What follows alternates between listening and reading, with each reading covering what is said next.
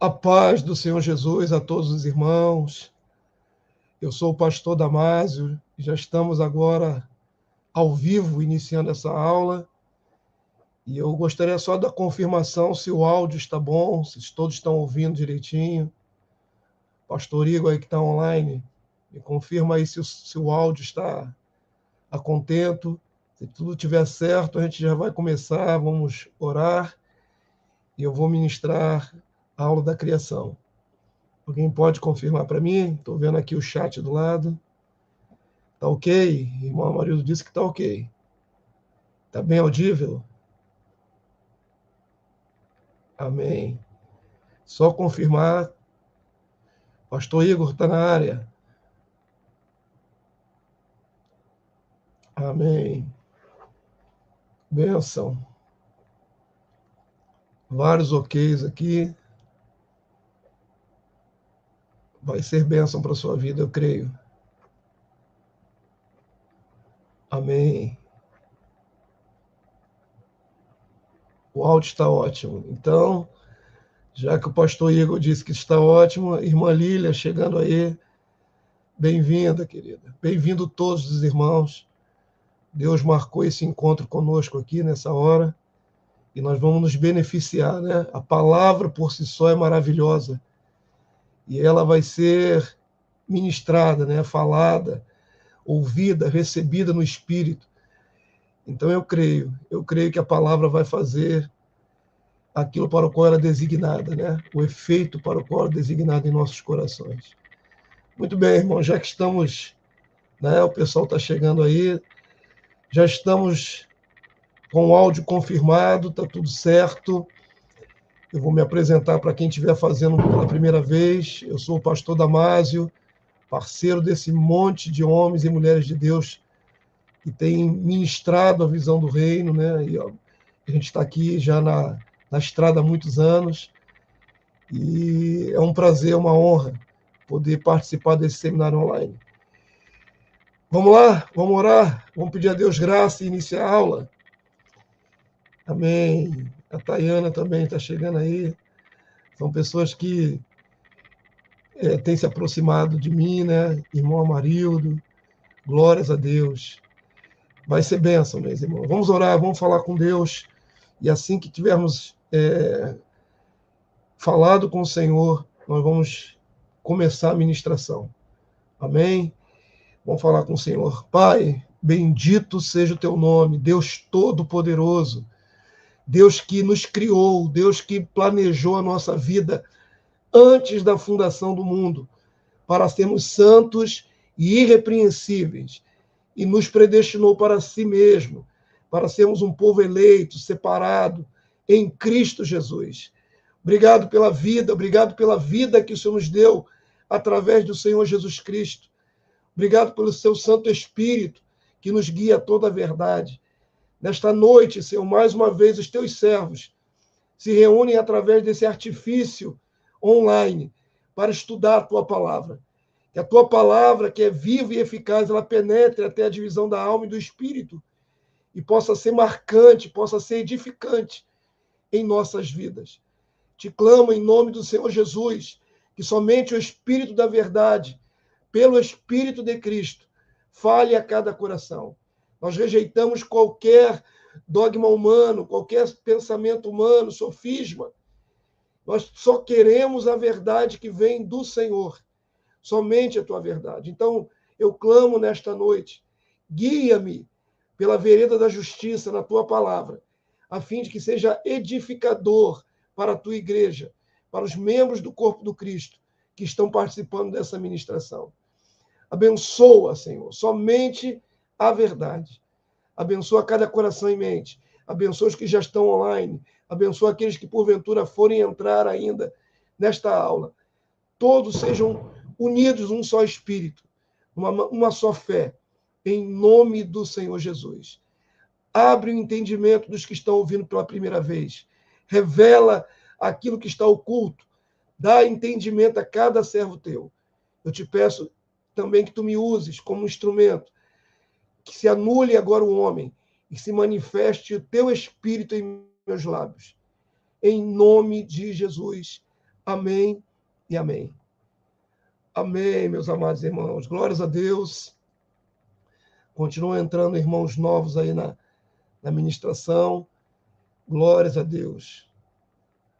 Alguém colocou ali que o som está baixo, as 4 dimensões do reino. A maioria disse que estava bom. Será que é só lá na página da irmãzinha lá?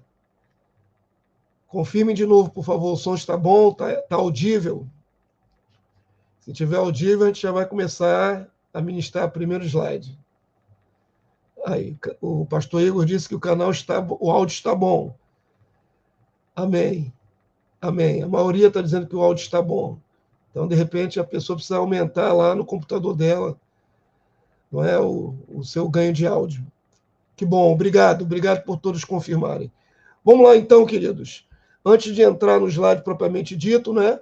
Essa já é a 8ª aula, e quem está acompanhando desde o início já passou pelas 4 dimensões do reino, já sabe, né, tem uma noção das 4 dimensões do reino, que é a chave do entendimento do reino de Deus, e coube a mim a ministração sobre a 3ª dimensão, que é a criação, não é?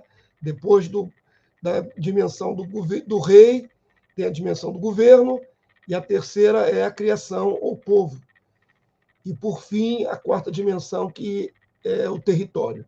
O território já foi ministrado, mas hoje nós vamos falar sobre a 3ª dimensão, os não eleitos, aqueles que não foram eleitos por Deus para serem reis e sacerdotes. Então, vamos lá, vamos entrar na página aqui direitinho. Vou colocar aqui. Ok. Aula 8, a criação do reino de Deus. Eu vou ampliar aqui para mim, vai ficar mais fácil para eu ministrar ampliado e ler aqui. Vamos lá. Deixa eu mudar aqui a posição do slide.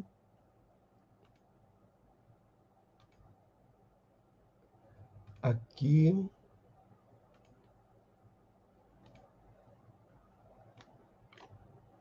Deixa eu mudar aqui. Aqui.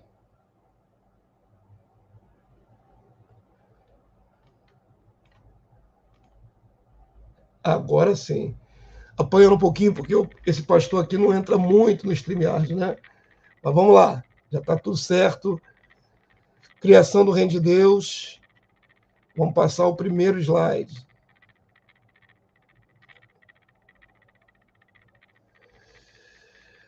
Vou falar então, irmãos, dessa questão de eleição, né? O plano de Deus de trazer os seus eleitos e fazer essa distinção entre os não eleitos. Isso é muito importante. É muito importante entender essa dinâmica da perspectiva de Deus, não é? É Ele que elege, é Ele que determina quem será governo e quem será povo. Então, vamos ler agora os textos de abertura. Romanos, capítulo 8, verso 19. Deus deixa clara a diferença entre os filhos e a criação. Romanos 8, 19 é um texto muito conhecido que diz assim: a ardente expectativa da criação aguarda a revelação dos filhos de Deus. O apóstolo Paulo usa 2 termos que estão grifados aí na tua tela: criação e filho de Deus. Alguns teólogos vão dizer que a criação que aguarda aqui é toda a obra criada de Deus, o mundo, né? A terra, as árvores, os animais, mas propriamente criação aqui, a palavra quitísis no grego também envolve seres humanos. O homem também é uma criatura. E os animais não podem nutrir expectativa no homem. Plantas, árvores, né, mineral, não pode nutrir expectativa, não tem essa capacidade de nutrir expectativa. Então, fica claro aqui que é uma categoria de homens sobre a terra. A criação, ou o povo, ou as nações, são pessoas que aguardam a revelação, a manifestação dos filhos de Deus. Filho de Deus, então, são os destacados, são o povo eleito, são aqueles que Deus elegeu para essa qualidade de filhos. Essas duas qualidades de seres humanos coabitam na mesma terra. Então, é importante discernir, você viu lá nas 4 dimensões, não é? Em Gênesis 1, 28, que existiu no coração de Deus os 2 eleitos iniciais, que é Adão e Eva, e os filhos de Adão e Eva estariam, então, sujeitos a Adão e Eva. Lerei o texto, Gênesis 1, 28. E Deus os abençoou o casal, né? Só existiam 2, e lhes disse: sede fecundos, multiplicai-vos, enchei a terra e sujeitai-a. Sede fecundos, gerem filhos, multiplicai-vos, encham o mundo de filhos. Subentende-se no texto que está falando de filhos. E a esta terra que vocês vão encher de filhos, sujeitai-a. Sujeitai estes que vão ser gerados nesta terra. Quando fala dos animais, usa outro termo de ordem. Dominai. Quem sujeita e quem domina exerce autoridade. Então, Adão e Eva, neste plano inicial, nesse protótipo do reino, são o governo, aqueles que exerceriam autoridade delegada. E os demais ficariam subordinados. Quem subordina, subordina alguém. Então, está aí claramente nesse texto inicial, lá no Éden, o protótipo, né, o modelo de Deus de governo. Sendo Deus o rei, isso é uma recapitulação das 4 dimensões. Adão e Eva seriam o governo, os que exerceriam autoridade. Os filhos que eles iam encher a terra se constituindo uma nova dimensão, que é a dimensão da criatura, da criação, do povo.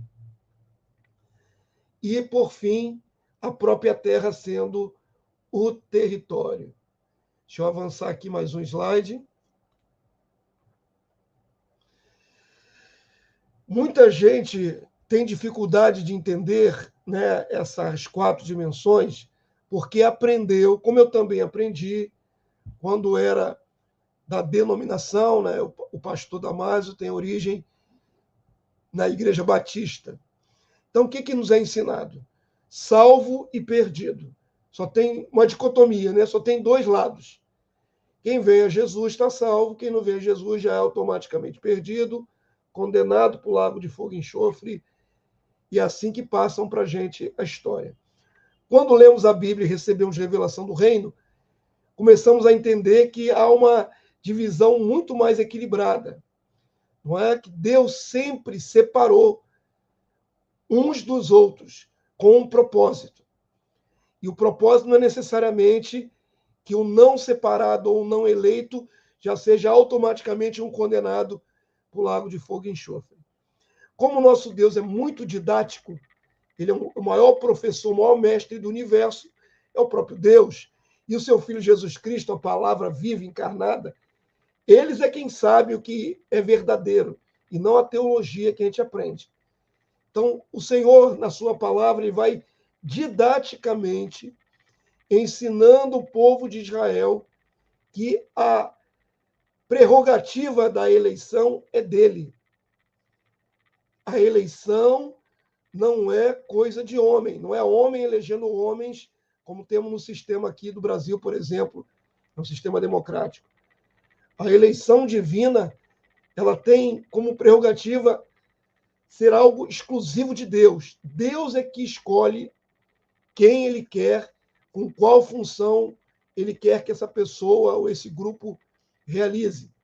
Então, nesses primeiros textos que nós vamos ver, vai ficar claro que Deus separa dentro de um grupo quem ele quer. Ao separar os primogênitos para si, Deus estabelece 2 classes de pessoa. Êxodo 13, verso 2. Quando o povo de Israel saiu do Egito, pela forte mão de Deus, Deus começou a dar instruções a eles. E nessa educação, nessa doutrinação, Deus primeiramente exigiu que se separasse, que se consagrasse, que se votasse ao sagrado. todos os primogênitos, todos os primeiros filhos. É interessante fazer esse paralelo. Deus acabava de exterminar no Egito todos os primeiros filhos dos egípcios, não é? E agora Deus, no deserto, exige que se separe, que se consagre todos os primeiros filhos dentro do povo de Israel, dentro das 12 tribos. Êxodo 13, 2 diz assim: consagra-me todo primogênito, todo que abre a madre de sua mãe entre os filhos de Israel, tanto de homens como de animais, é meu. Olha que interessante. Até dos animais Deus pediu o primogênito. E primogênito é o primeiro nascido. Naquela ocasião, na antiguidade, era muito bom ter muitos filhos. Então, as famílias eram grandes, né?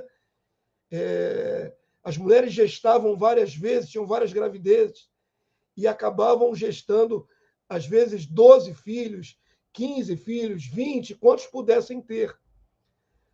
Mas Deus, dentro da sua prerrogativa de ser aquele que elege, ele determinou para Israel: eu quero que vocês separem, que vocês consagrem para mim todos os primeiros nascidos, todos, de todas as 12 tribos de Israel, incluindo até os animais.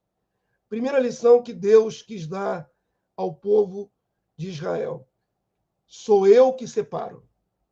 Quem elege, quem determina esta regra, sou eu. Ele pediu para si. Amém? Isso é muito interessante, porque no outro texto que nós estamos aqui diante dos nossos olhos para ler, passado um tempo, não é? Vai acontecer aquele episódio do bezerro de ouro, da idolatria de Israel, enquanto estava ali no Sinai, e Moisés desce do monte com as tábuas da lei e quebra a primeira original, as 2 tábuas da lei originais, Moisés quebrou no chão, em desagravo pelo povo, e o povo tinha se corrompido. O texto chega a dizer, né, que eles folgaram, beberam. A ideia que há é que caíram na carnalidade e se entregaram à carnalidade, menos uma das tribos. Somente a tribo de Levi ficou à parte nas suas tendas, sem entrar naquele carnaval que foi feito no arraial, com idolatria, bebida, prostituição. E o fato da tribo de Levi ter se isentado daquela promiscuidade ali na frente de Deus, deu à tribo de Levi a condição de Deus decidir que eles seriam agora a tribo separada entre as 12 de Israel. Não seria Aser, não seria Zebulon, não seria Judá, não seria nenhuma das outras tribos. Levi, pela postura de santidade naquele episódio do bezerro de ouro, foi determinado como sendo tribo separada, sacerdotal, dentre todas as 12 tribos. É o que está em Deuteronômio capítulo 10, verso 8. Por esse mesmo tempo, perceba que passou um tempo, o Senhor separou, e a palavra separar tem a conotação de santificar. Santificar é separar. O Senhor separou a tribo de Levi para levar a arca da aliança do Senhor, para estar diante do Senhor, para o servir e para abençoar em seu nome até o dia de hoje. Percebam como Deus vai mostrando a sua soberania, né? Primeiro exigindo o primogênito de cada tribo. Depois, elegendo a tribo de Levi no lugar de cada primogênito. Isso aconteceu. Se você ler mais adiante o contexto, Deus vai resgatar cada primogênito por cada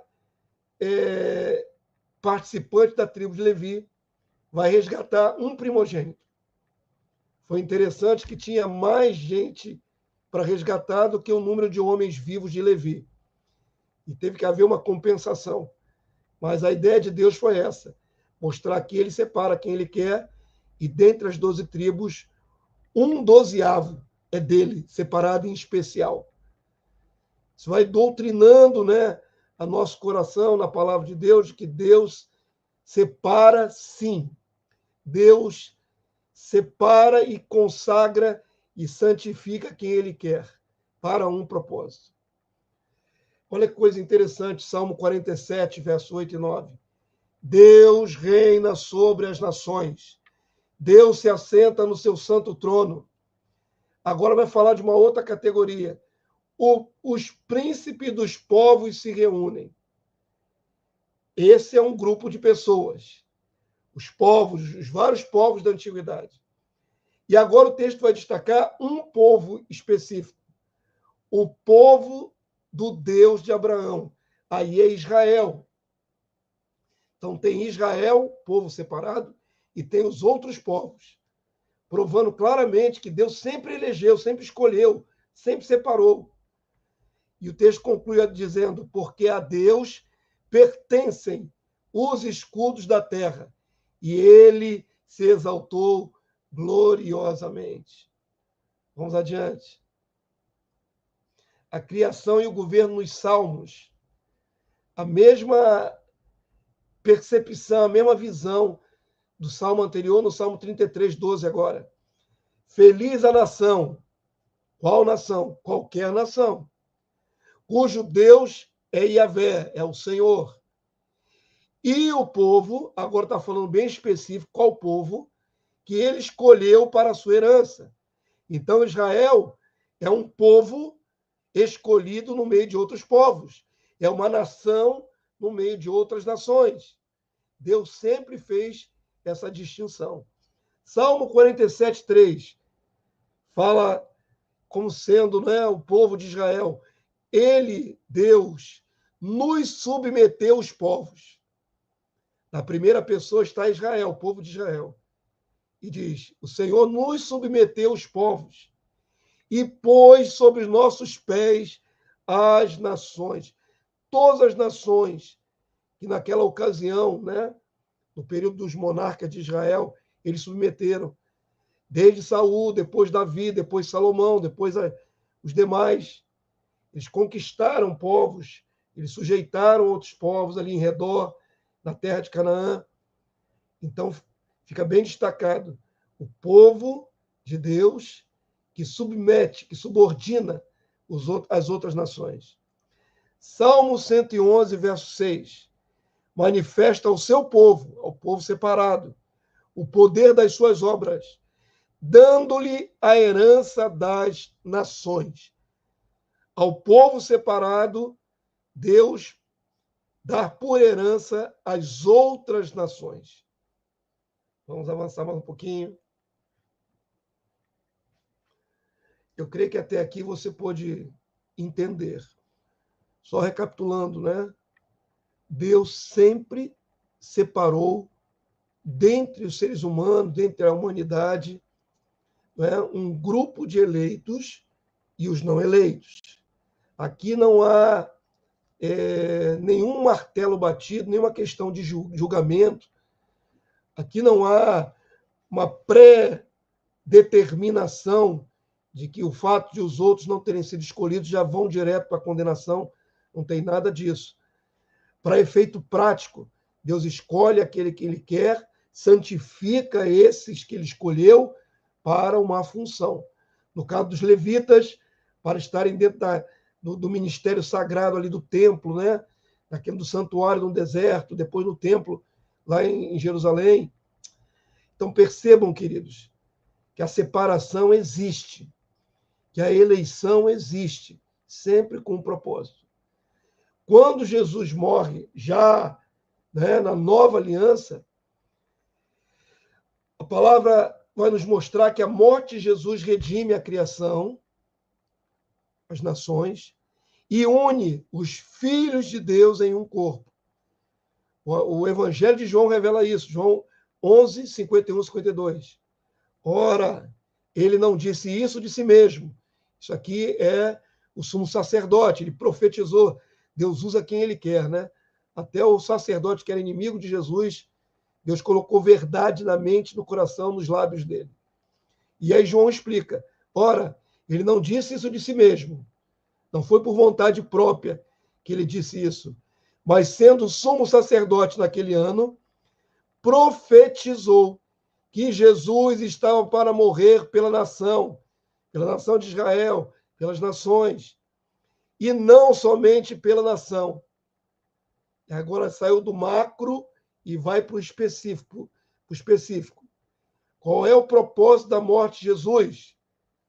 Vai beneficiar os povos, mas vai beneficiar em específico aqueles que serão ajuntados no corpo espiritual, no corpo do Cristo. Diz assim a palavra, mas também para reunir em um só corpo os filhos de Deus que andam dispersos. Eu e você somos gentios, não somos judeus. Mas junto com nossos irmãos judeus que começaram lá atrás a igreja, e com os hebreus que começaram essa história lá nas alianças, na época dos patriarcas, nós formamos uma unidade de pessoas eleitas pelo Senhor Jesus, pelo Pai. Ele então vem morrer na cruz para reunir num único corpo os filhos de Deus. Não diz reunir todas as nações. O benefício da morte de Jesus para todos os povos é que todos os povos hão de ressuscitar. Jesus é a ressurreição e a vida, ele é a garantia de que nenhum ser humano morto vai permanecer eternamente fora do seu corpo.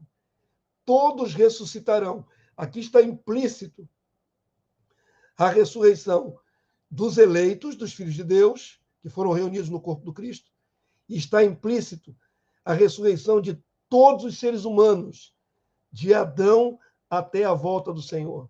Todos hão de ressuscitar, graças ao Filho de Deus que venceu a morte. Foi lá no mundo dos mortos e venceu a morte. Isso dá direito a todo ser humano de ressuscitar. Não de ser salvo, porque aí, depois de ressuscitado, todos os seres humanos serão julgados. Mas Jesus morre para causar um efeito global, mas especificamente por causa dos filhos de Deus que estavam dispersos, unidos no corpo do Cristo. Essa aula é muito interessante para nós vermos sempre essa dualidade, né? Esses dois grupos, eleitos e não eleitos, ainda sem entrar em mérito de condenação. Nós vamos ver isso mais adiante até o final da aula. Mas agora é importante fixar na mente que tem sempre esses dois grupos, eleitos e não eleitos. Ao orar pelos eleitos, Jesus nos faz ver a distinção entre filhos e criação. Estamos agora na nova aliança, não tem nada a ver com a antiga aliança, não é nenhum critério nesse sentido. E na nova aliança, Jesus faz essa distinção. João 17, verso 9, diz assim, é por eles que eu rogo, por eles os discípulos, os filhos de Deus. E aí está em negrito aí diante dos amados. Não rogo pelo mundo. Temos que parar um minutinho aqui para entender essa frase, né? Jesus está em oração, falando com o Pai, João registrou. É por eles que eu rogo por um grupo, pelos eleitos. Mas não rogo pelo mundo. Rogar é clamar, é pedir, é interceder, é orar. Pergunta que não quer calar, por que Jesus diz nesse texto que não pede, não clama, não roga pela humanidade? O mundo aí é a humanidade. Somente por aqueles que são do Pai, mas por aqueles que me deste, porque são teus. Jesus está falando com o Pai. Pai, eu oro pelos que são teus, mas eu não oro pelo restante da humanidade, pelo mundo. Isso é muito importante a gente entender. Parece que Jesus está fazendo, né, uma distinção arbitrária. Por que não roga pela humanidade toda? Sendo ele, né, o sumo sacerdote, sendo ele o Filho de Deus, o próprio Deus Filho encarnado. Por que não roga pelo mundo? Aqui é uma explicação bem objetiva. O Senhor roga pelos que são do Pai, pelos eleitos, para que nutridos, fortalecidos, cheios da sua presença, cheios do seu Espírito, eles reflitam a luz do Senhor para os povos, para as nações, para os não eleitos. Assim brilha a vossa luz diante dos homens, para que vejam as vossas boas obras. Então, o foco de Jesus são os eleitos. Eles vão resplandecer luz para a criação. Lembra do texto inicial? A criação aguarda a manifestação dos filhos de Deus. É isso que quer dizer. Não quer dizer que Jesus não se preocupe ou não faça nada a favor dos povos. Quer dizer que neste foco, Jesus está preocupado em nutrir, em fortalecer a igreja, os eleitos. E esses eleitos, fortalecidos, serão então a manifestação do próprio Senhor Jesus para as nações. Vamos lá. Aqui temos um ponto muito importante. Muito importante. A criação, né? Os não eleitos por Deus, aqueles que Deus não planejou para serem filhos de Deus, para serem a classe sacerdotal, a classe ungida, não nasce para o propósito de se tornar filhos de Deus. Tudo que falamos até aqui é para deixar claro que eleição é da parte do Pai, não tem nada a ver com o homem. O homem não pode interferir nisso. Tudo foi planejado por Deus, tudo foi determinado pelo Senhor. E aqui nós vamos ver alguns textos que falam dos filhos de Deus, mas que, em contrapartida, excluem os não eleitos, os que não são filhos. João capítulo 1, verso 12 e 13. Mas a todos quanto receberam a Cristo, né? A igreja, os filhos de Deus, têm um encontro com o Salvador, com Cristo, ou melhor, o Cristo vai ao encontro deles pelo seu Espírito, né? Porque nós fomos conduzidos por Deus a essa salvação. A esses, né, que receberam a Cristo, deu-lhes o poder de se tornarem, serem feitos aí nessa tradução, mas a melhor tradução é se tornarem filhos de Deus. A saber, aos que creem no seu nome, os quais não nasceram do sangue. Nascer do sangue é uma palavra que era usada na antiguidade. Hoje nós usaríamos outro termo mais moderno. Poderíamos falar, não nasceram biologicamente, né? De hereditariedade de sangue. Nem da vontade da carne. Vontade da carne é o desejo carnal de ter relações, né? Ter relações sexuais. Pessoas têm relações sem planejamento de família e acabam gerando filhos indesejados, entre aspas. Então, é a vontade da carne, quando não há um propósito específico de gerar filhos. Nem da vontade do homem, quando o homem casado, né, todo aquele casal, homem e mulher, se casam, querem gerar família, querem gerar filhos, procriar, cumprindo a palavra lá de Gênesis. A palavra do Senhor diz aqui no Evangelho de João que aqueles que recebem a Jesus não vieram só porque tinham que vir biologicamente, por hereditariedade. Não vieram porque pessoas tiveram relações sexuais e às vezes nem assumiram essa paternidade. Não vieram pela vontade legítima de um casal gerar uma família, querer um filho. Qual foi a vontade que prevaleceu para que esse filho de Deus viesse ao mundo? Mas o texto diz, mais de Deus. Qual foi a vontade? Não foi a vontade do homem, não foi a vontade da carne, foi a vontade de Deus. Isso é eleição. Claramente aqui é eleição. Não é novo nascer, é nascer mesmo, ser trazido à vida. É a modalidade de nascimento que está falando aqui, é de vir ao mundo. Não é novo nascimento. Somos nascidos de novo em Cristo Jesus, mas fomos eleitos antes. A palavra do Senhor vai fazer essa comparação de distinção também em Gálatas capítulo 4, verso 29. Como, porém, outrora, o que nascera segundo a carne perseguiu o que nasceu segundo o Espírito, assim também agora. O que nascera segundo a carne, está remetendo aqui lá aos patriarcas, Abraão, e o primeiro filho gerado em Agar, né? Ismael, e o seu filho da promessa, Isaac, que nasceu muito depois, né? Anos depois. E quem lê ali a história sabe que houve inveja, houve disputa, né, já que Ismael era primogênito, mas a Sara não aceitou isso porque seu filho era um filho especial da promessa, de uma mulher estéril, um milagre, e ele não poderia herdar, o outro era um arranjo humano, né, com a escrava, e houve perseguição, houve atrito, até que Sara expulsou mãe e filho, expulsou Ismael para o deserto.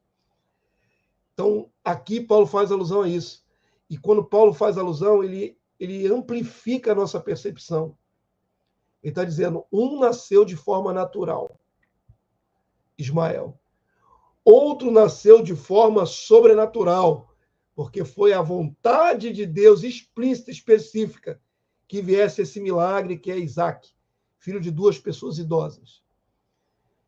A oposição aqui é nascido da carne e nascido do Espírito, nascido segundo o Espírito. Todo aquele que o Senhor elegeu veio pelo propósito específico do Pai. E todo aquele que nasce de maneira natural, nasce porque Deus deu a todo ser humano a capacidade de se reproduzir. A criação nasce de maneira natural. Os filhos de Deus vêm ao mundo pela exclusiva determinação e graça do Pai. 2 Tessalonicenses, capítulo 3, verso 2. E para que sejamos livres dos homens perversos e maus, porque a fé não é de todos. Você deve saber, eu vou só sublinhar, a palavra de Deus diz que fé é dom de Deus, é dádiva. E essa dádiva da capacidade de crer não é dada a todos. Não é todo mundo que crê. Mas os eleitos têm essa faculdade de crer. Jesus perguntava diante de Israel, quem tem ouvidos para ouvir? Todos tinham orelhas, aparelho auditivo, todos podiam ouvir a voz, o som. Mas Jesus falava de ter ouvidos espirituais para assimilar a palavra na sua mente, no seu coração. E esses que assimilam a palavra na sua mente, no seu coração, é uma faculdade dada por Deus da fé, o dom, a dádiva da fé. Só os eleitos têm esse dom da fé. Aos demais têm uma fé comum, uma fé natural. A nossa fé é sobrenatural. A criação não pode receber o Espírito de Cristo para crer na sua pregação. Esses impeditivos, né, nós estamos destacando aqui nos textos, não pode isso, não pode nascer eleito, não pode receber o Espírito Santo. Isso não foi um preconceito que nós resolvemos aqui achar alguns textos dizendo não pode, não é isso. Nós estamos aqui sublinhando a distinção de eleição. É Deus que dá o limite para cada grupo. O que um pode e o que um não pode. Então, não há dúvida pela palavra que os não eleitos não têm as mesmas prerrogativas dos eleitos. É diferente, é distinto. Quanto à eleição, quem não é eleito não tem direito ao Espírito de Cristo, porque não é dele, diretamente dele. João capítulo 14, verso 16 a 17. Falando a respeito dos eleitos. E eu rogarei ao Pai, e ele vos dará outro Consolador, o Paráclito, a fim de que esteja para sempre convosco. O Espírito da verdade. Agora eu queria sublinhar, não está em negrito aqui, mas eu queria sublinhar que está no texto. Que o mundo, a humanidade, não pode receber. Vamos fazer uma aplicação teológica aqui, como os teólogos de plantão gostam de fazer. A gente tem a noção errada, né? Aprendemos assim na denominação, que o mundo não quer receber Jesus. São duros de coração, merecem ir para o lago de fogo, porque não querem. Mas o texto aqui deixa claro. O Evangelho de João é muito profundo, muito correto. O Logos aqui explicou algumas coisas no Evangelho de João que não explica em Mateus, Marcos e Lucas. Ele está dizendo bem claramente aqui, esse Espírito não é dado ao mundo, eles não podem receber. É uma limitação feita por Deus. Não é que não queiram receber. E nem vão querer, porque o texto continua explicando. porque não o vê. Eles não sabem, não percebem. Nem o conhecem, não conhecem o Senhor, não conhecem o Espírito do Senhor. Vós o conheceis, porque ele habita convosco, falando a respeito dos apóstolos. E estará em vós. Esse Espírito que já atuava na vida dos apóstolos antes do Pentecoste, antes de Atos 2, a partir de Atos, passaria a habitar definitivamente no corpo dos apóstolos, no corpo dos eleitos de Deus. Lembrando que antes disso, antes de Pentecostes, era visitação do Espírito. O Espírito vinha, atuava e saía. A partir do Pentecostes, o Espírito habita em nós. A palavra é clara lá na primeira carta de João, capítulo 2, diz, né, que vós recebeste a unção que vem do Santo. Vós recebeste a unção que vem do Santo. Está em você. Não fica entrando e saindo como na antiga aliança. A partir de Cristo, do envio do Espírito Santo, no dia de Pentecostes, o Espírito é permanente, é residente, é selo, é lacre. Lacre veda e não deixa mais sair. É o penhor da nossa herança, é o Espírito Santo. Então fica claramente distinto que o mundo não recebe o Espírito Santo. Deus não designou o Espírito do seu Filho, Jesus, para toda a humanidade, mas para aqueles que são do Pai, já são pré-ordenados para isso. Então, a criatura, ela nem tem anseio pelo Espírito, porque ela nem sabe o que é. Ela não sente nada. E na prática nós vemos isso às vezes nas igrejas. As pessoas vão às igrejas, saem das igrejas, assistem o culto, ouvem a palavra, mas não lhes toca em nada, não lhes toca o coração, não sentem nada, absolutamente nada. Mas quando é um eleito, a palavra lhe penetra o coração, a palavra lhe move no seu interior. É diferente. Então, a criação, aqueles que não são eleitos, não tem parte com o Espírito Santo. Não tem chamado, pois espiritualmente não vem. Efésios 1,18. Quem é que consegue assimilar as coisas pelo Espírito na sua mente? Só os eleitos, que já receberam o Espírito Santo. Efésios 1,18 diz assim: iluminados os olhos do vosso coração, da vossa mente, para saberdes qual é a esperança do seu chamamento, qual é a riqueza da glória da sua herança nos santos. Vejam aí, nos separados. Os separados têm herança. E nós precisamos conhecer qual é a herança, o que eu vou receber em Cristo, além da vida eterna. Ainda tem herança de terra lá na Terra Santa, quando vier o reino milenar. Tem autoridade sobre as nações, tem uma série de coisas, de atributos, de poderes. Nós temos a iluminação da mente, porque somos santos. Eles não têm isso.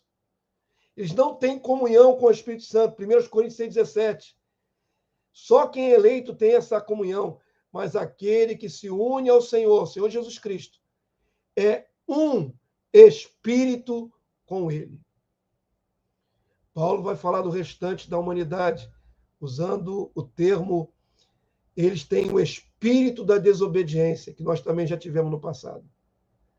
Então, enquanto o mundo jaz no maligno, é governado pelas potestades, pelos demônios, nós somos governados pelo cabeça, que é Cristo. Nós nos tornamos um no corpo do Cristo. Uma só unção flui do cabeça para todo o corpo. Então, cada filho de Deus tem o Espírito, é ungido pelo Senhor. A palavra de Paulo fala assim, aquele que não tem o Espírito de Cristo, esse tal nem é dele, não é dele, ponto. Não abre aspas, nem 3 pontinhos. É ponto. Para ser de Cristo, tem que ter recebido o Espírito Santo, o Espírito do Cristo, a unção do Senhor. E quem se une a ele é um Espírito com ele. A criatura não tem esse privilégio, não tem essa prerrogativa. Continua andando na terra, na carne, guiados pelos potestades, principados, dominadores desse mundo tenebroso. Essa é uma distinção fundamental. Mas, se até aqui falei, né, que a criação é totalmente desfavorecida de benefícios, não é bem assim.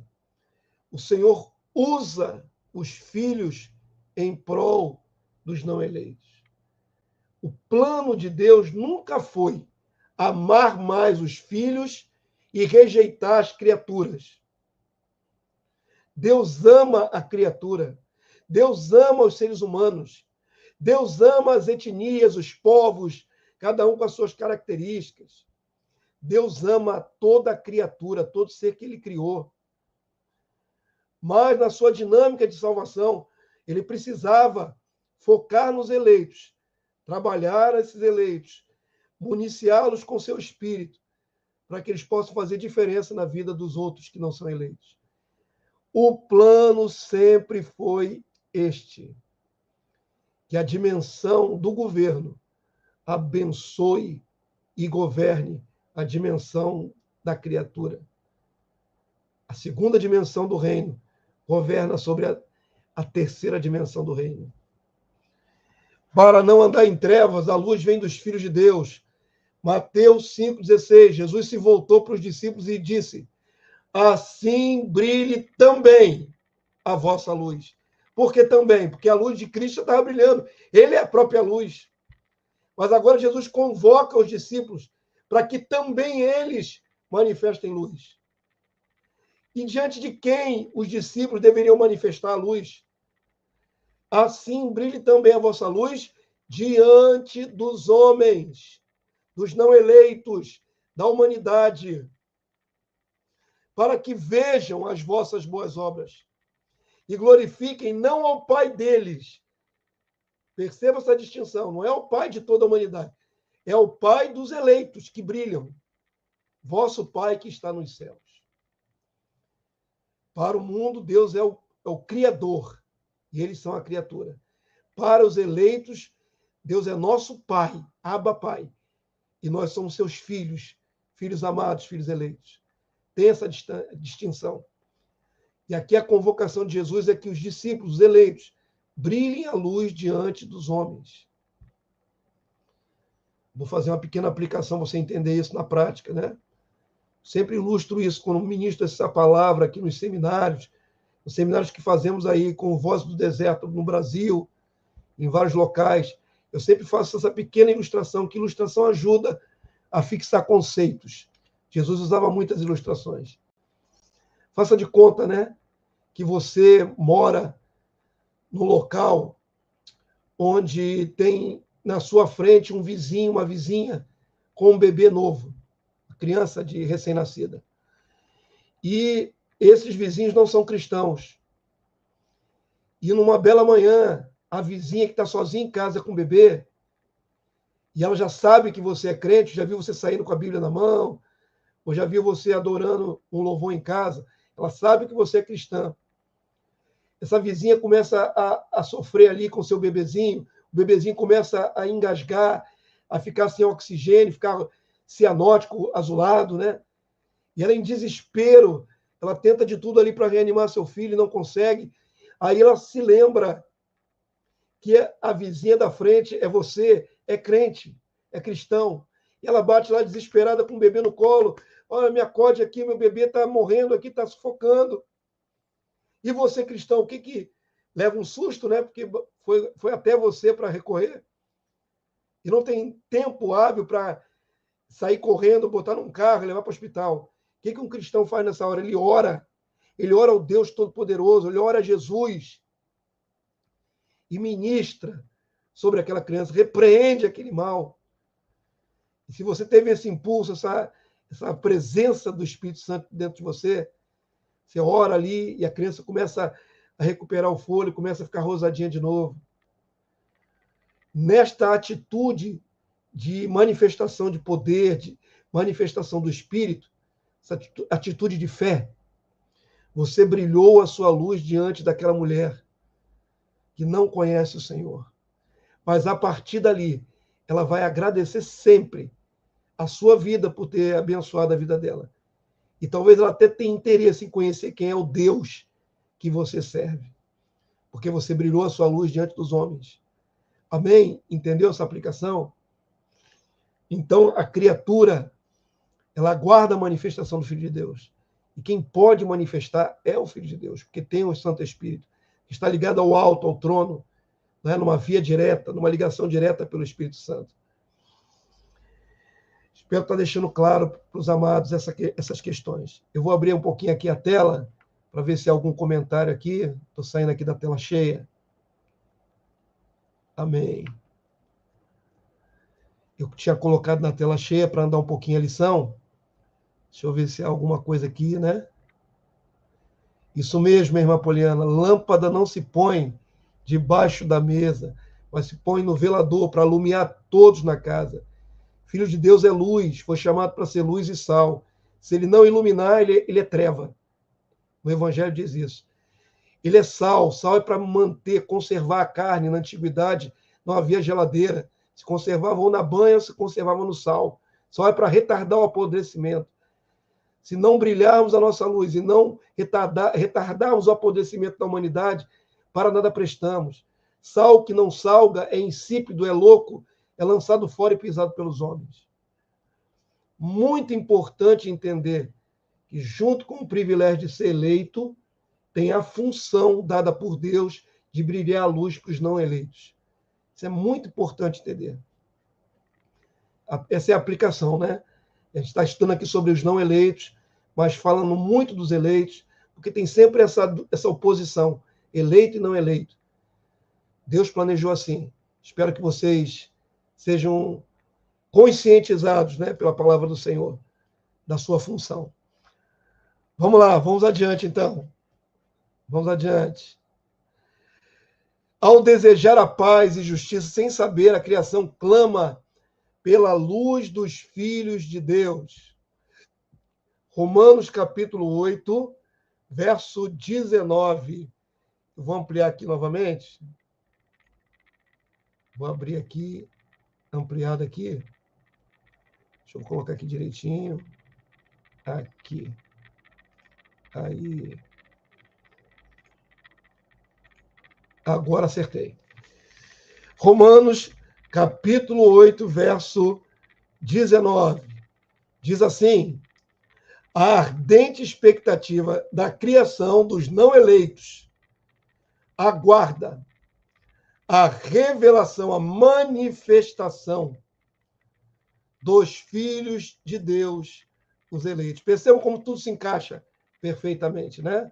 O propósito da separação, a investidura de poder, o chamamento, a função, tudo se encaixa. No reino de Deus, nada é aleatório. Amém, povo santo? Vamos avançar mais um pouquinho? Vamos avançar mais um slide. Então, vamos lá. Nós estamos aqui tentando discernir quem são esses povos não eleitos. Você pode estar pensando nessa hora na sua parentela, nos seus filhos. Você pode estar pensando nos seus pais, avós, parentes, primos, tios, que não são cristãos. E agora eu quero fazer você entender que resta esperança para esse povo. Nós devemos pregar o evangelho a todos. Não sabemos quem é eleito e quem não é eleito. O que foi eleito vai anuir o evangelho e vai se tornar corpo de Cristo. Mas e o que não é eleito? Está automaticamente descartado da vontade de Deus? Já vai direto para o lago de fogo e enxofre? Será que Deus não tem misericórdia dos não eleitos? Eu quero deixar isso bem claro, uma boa notícia. Os não eleitos também serão redimidos pela glória dos filhos de Deus. Olha, amados, Deus pensa em todos os seres humanos. Todos. Deus tem misericórdia. No Evangelho, Jesus explica, o Pai faz trazer, né, faz chover sobre justos e injustos. Mesmo os injustos são beneficiados pela chuva. E chuva é bênção. Chuva é símbolo de bênção, é símbolo de colheita. O Pai não deixa de assistir os que lhe são ingratos, né?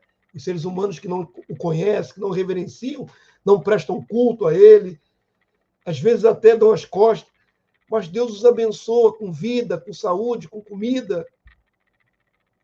Deus tem um plano para eles também. E eles serão redimidos pela glória dos filhos de Deus. Quando nós, os filhos, não fazemos o nosso papel, volta aí a nossa função de sal e luz, eles ficam em trevas. A ausência da luz dos filhos de Deus sujeita a criação às trevas da corrupção. Romanos 8:20. Pois a criação está sujeita à vaidade, o domínio do inimigo, não voluntariamente, mas por causa daquele que a sujeitou. O mundo inteiro jaz no maligno. João diz: nós somos filhos de Deus, mas o mundo inteiro jaz no maligno. Olha a nossa responsabilidade. É necessário brilhar diante deles, para que eles tenham uma chance de sair dessa treva, desse comando maligno. Quando a luz dos filhos de Deus brilha, toda a criação é redimida, vitalizada. Romanos 8:21. Na esperança de que a própria criação será redimida do cativeiro da corrupção para a liberdade da glória dos filhos de Deus. Os filhos de Deus vão se manifestar em glória no reino de Cristo, quando Jesus descer do céu e nós fomos imortalizados, glorificados. Então, os filhos de Deus vão ser plenamente sacerdócio real sobre as nações. E as nações sobreviventes serão muito abençoadas pelos filhos de Deus. É importante você entender que o plano sempre foi usar a nós em benefício dos não eleitos. Vamos avançar? As nações serão julgadas no tribunal de Cristo. Deixa eu voltar um pouquinho aqui atrás. Muito bem. A ausência de luz sujeita à criação. Vou fazer mais uma aplicação, né? Eu sou muito pastoral porque a minha função é ser pastor. Se você é um cristão que ninguém sabe que você é cristão, tem alguma coisa errada. Hoje em dia, eu falei na minha ilustração que você anda com Bíblia na mão. Hoje em dia, as pessoas estão muito eletrônicas, né? E não andam mais com Bíblia de papel, aquela Bíblia preta para dar testemunho, né? Aquele livro grosso, que era distintivo dos cristãos. A maioria hoje não anda mais assim. Eu ando com Bíblia todos os cultos. Eu chego com a minha Bíblia de papel, ó, sabe, Bíblia desodorante, aquela debaixo do braço. Eu amo andar com Bíblia. Mas estamos numa era de modernidade, está avançando aí a tecnologia, e a maioria se rendeu ao aplicativo mais fácil. Pega o celular e, na hora lá no culto, lê no celular. Só que o celular não dá testemunho, né, irmãos? Quem está no celular não necessariamente está santificando ali a sua mente com palavra. Pode estar no Facebook, pode estar no Instagram, pode estar vendo bobagem no YouTube. Celular não dá testemunho. Bíblia dá. Bíblia dá mais testemunho. Então, se na sua situação, né, como cristão, ninguém percebe que você é diferente, que você é separado, é santo, tem alguma coisa errada. Porque lá na sua repartição, todo mundo deveria saber, lá onde você trabalha, onde você estuda, na faculdade que você faz, todos deveriam ver pelo seu comportamento, postura, separação, que você é diferente, que você é distinto, que você não se envolve em piadinha obscena, que você não ri de qualquer coisa. A tua postura deveria demonstrar que você é um santo do Altíssimo. Para que quando as pessoas em redor estivessem em sufoco, perigo, passando problemas na família, fossem direto em você. Eu sei que você serve a um Deus, eu não tenho a mesma fé que você, mas eu gostaria de pedir a você que orasse pela minha família, que orasse pelo meu filho, que orasse por mim. A criação tem que buscar em nós. Se não há manifestação de que você é filho na sua repartição, na sua sala de aula, no meio familiar, eles continuam nas trevas perdidos, porque a luz somos nós, não tem jeito. Não tem como se omitir. Até tem, né? A omissão é altamente prejudicial para os não eleitos. A omissão do eleito. Somos como médicos. Não é? Os médicos, quem estuda medicina, faz no final o juramento de Hipócrates. Não é de Hipócrita, não, é de Hipócrates. Em que juram que vão salvar a vida de qualquer pessoa. Por isso, se alguém estiver passando mal num lugar público e alguém perguntar, tem algum médico na plateia? O médico tem que se denunciar, eu sou médico. Porque ele jurou que ia salvar vidas. Ele não pode se omitir, ele não pode fingir que não é com ele. Tem alguém morrendo e ele, sendo médico, ele fica caladinho porque não quer se envolver. Ele não pode fazer isso, ele fez um juramento. Semelhante é a nossa postura em Cristo. Nós somos testemunhas de Cristo. Não tem como a gente ficar neutro nas situações. Somos do bom perfume de vida para vida, de morte para morte. Sempre influenciamos de uma maneira ou de outra. Então não tem como. Se você se omite, ninguém sabe, você é agente secreto, ninguém sabe que você é cristão, você está correndo um grande risco. Está negando a luz de Cristo. E está deixando todos em redor nas trevas, nas mais densas trevas. Amém? Vamos avançar. Tinha que fazer essa pincelada, essa cajadada pastoral. Muito bem, queridos. Dito tudo que foi dito até agora, né, que Deus sempre separou quem ele quis, de que entre os povos Deus separou Israel, que dentro de Israel Deus separou a tribo de Levi, e antes havia separado os primogênitos, que existem eleitos e não eleitos, e que a função dos eleitos é brilhar a luz para os não eleitos, que não são ímpios necessariamente, depois eu vou entrar no mérito da impiedade. Vamos ver agora o critério de Deus de julgamento, né, de juízo. Esse Papa que acabou de falecer, o Francisco, disse que Deus a ninguém julga, negando a Bíblia. Deus é o justo juiz. Todas as almas comparecerão em tribunal. Até os filhos de Deus comparecerão no tribunal, na volta de Cristo. Nós para recebermos recompensa. E os que estiverem vivos na ocasião para receberem julgamento, separação. Julgar é separar. Isso aqui é bom, isso aqui não é bom.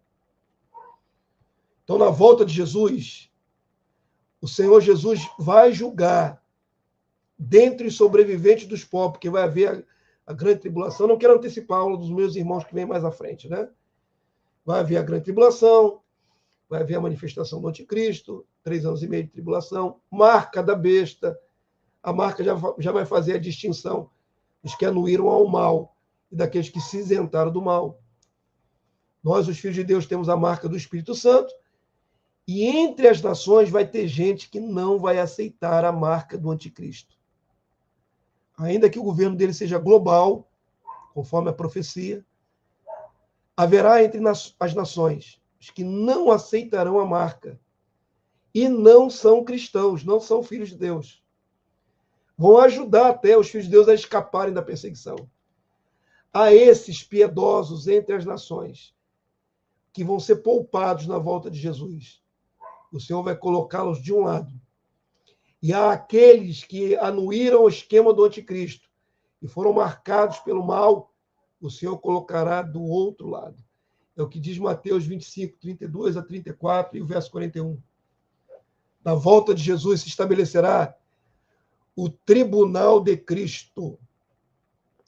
Diz assim a palavra: e todas as nações serão reunidas diante dele, e apartará uns dos outros, é a separação dos sobreviventes dos povos. Como o pastor aparta dos bodes as ovelhas, e porá as ovelhas à sua direita. As ovelhas são, dentre as nações, os piedosos que não colocaram a marca de Cristo. Mas os bodes à esquerda, esses que separaram do outro lado, essa metáfora, né, de separar bode de ovelha, uma questão bem agrícola, bem particular em Israel. Esses bodes à esquerda são os marcados. Então dirá o rei que estiver à sua direita: vinde benditos de meu Pai, possuem por herança o reino que vos está preparado desde a fundação do mundo. Criaturas, pessoas não eleitas, vão entrar no reino, na dimensão de povo, de criatura. E aos demais que estão marcados, depois dos 3 pontinhos aí, então dirá também os que estiverem à sua esquerda: esses sim, ímpios, que anuíram ao plano do inimigo, apartai-vos de mim, malditos, para o fogo eterno, Geena, preparado para o diabo e os seus anjos. Isso aqui é em vida, isso aqui não é após a morte. Vão estar vivos os 2 grupos, separados. Uns entram no período do reino milenar e uns são lançados vivos para dentro do lago de fogo e enxofre. Vou seguir aqui o slide. as nações de toda a terra farão peregrinação para Jerusalém. É aqui, meus irmãos, o ponto-chave em que os que não creem no milênio, né, os amilenistas, a Igreja Católica, desde Agostinho, é amilenista, e muitos protestantes e evangélicos são amilenistas, não creem no milênio literal. É aqui que eles não têm resposta. É essa porção das Escrituras que eles não enxergam, não veem, porque acreditam que Jesus vem, volta do céu, ao toque da sétima trombeta, pega os santos no arrebatamento e vai de volta para o céu, e aqui embaixo joga todos os rejeitados lá no fogo com o diabo e acabou a história. Para eles não tem reino, para eles não tem 1000 anos, para eles não tem povos e nações sobreviventes que entram no reino na categoria de súditos e não de reis e sacerdotes. Com a graça de Deus, a revelação do reino torna tudo mais pleno, mais bonito, e todas as passagens proféticas ficam claras ao nosso entendimento. Zacarias 8, 20 a 22, narra a volta de Jesus. É profecia da volta de Jesus, do fim da grande tribulação e da entrada de povos do reino milenar. A palavra do Senhor diz assim, vamos ler os 2 textos para andar um pouco mais rápido.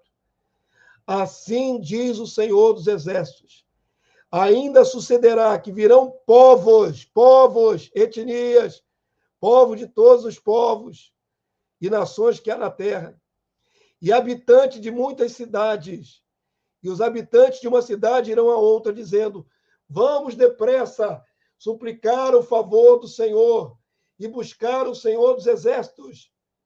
Eu também irei, virão muitos povos, não é o povo de Israel somente, e poderosas nações, percebam, os teólogos aqui tentam driblar o milenismo, dizendo que aqui é só Israel. São povos de poderosas nações. Rússia, Turquia, Egito. Você sabe que egípcios vão entrar no reino? Está escrito. Em busca, perdão, onde eu parei aqui, povo de poderosas nações, buscarem Jerusalém ao Senhor dos Exércitos e suplicar o favor do Senhor. Jesus é o comandante dos exércitos do Senhor. Ele estará presencialmente em Jerusalém e os povos sobreviventes de várias nações subirão para ele para adorá-lo. Vai se cumprir o que está escrito. Toda língua confessará e todo joelho se dobrará diante do Senhor. Zacarias 14, verso 17 e 18 diz assim, se alguma das famílias da terra, perceba a abrangência desse texto, vai ter gente que vai querer reduzir essa terra à terra de Israel. Não é isso, você vai ver no contexto. Se alguma das famílias da terra, se refere a todos os povos da terra, não subir a Jerusalém para adorar o rei, por que tem que ir a Jerusalém? Porque o rei vai estar em Jerusalém. O Senhor estará ali, no reino milenar. O Senhor dos Exércitos não virá sobre ela chuva. Lembra que falei que a chuva é bênção? Que Deus faz vir a sua chuva sobre justos e injustos. Nesse caso aqui, agora já não é mais uma questão de fé. Jesus já está na terra. E quem for desobediente no reino milenar sofrerá penalidades de não receber a chuva. Se a família dos egípcios, olha aqui, queridos, bem claro, não é hoje. Os egípcios são 90% islâmicos.